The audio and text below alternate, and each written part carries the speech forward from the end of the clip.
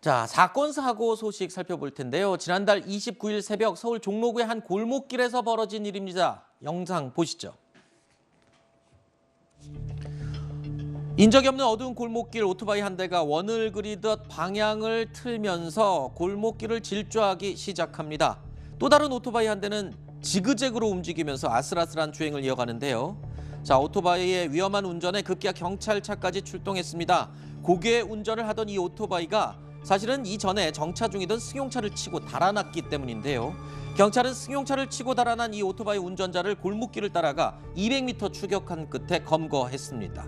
자, 게다가 경찰이 알아봤더니 이들이 타고 있던 오토바이는요, 훔친 오토바이로 또 확인이 됐다고 하는데, 그런데 이 오토바이를 훔쳐서 고개 운전하고 거기다가 승용차까지 치고 달아났는데 형사처벌을 받지 않는다고요?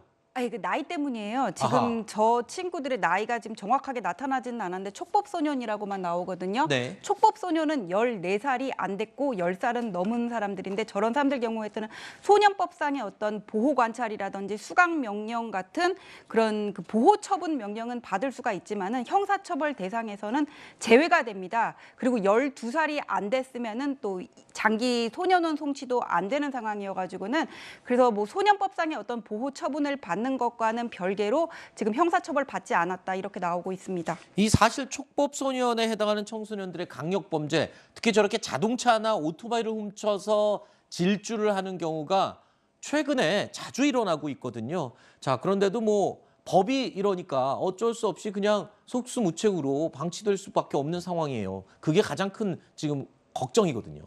그래서 촉법소년의 연령을 하향하자 이런 논의들이 좀 많이 나오고 있습니다. 대선 주자들 중에서도 이재명, 윤석열, 안철수 후보가 다 그 공약을 냈는데 실제로 촉법소년 때문에 이제 처벌을 받지 않지만 이 나이대에 해당하는 연령의 소년들이 저지르는 범죄 이런 것들이 좀 증가를 해왔고 재범률도 높다 이런 것들이 문제로 지적이 되고 있습니다. 그래서 여론에서는 좀 호응이 있는 것으로 그렇게 보여지는데 여기에 대한 우려도 있어요.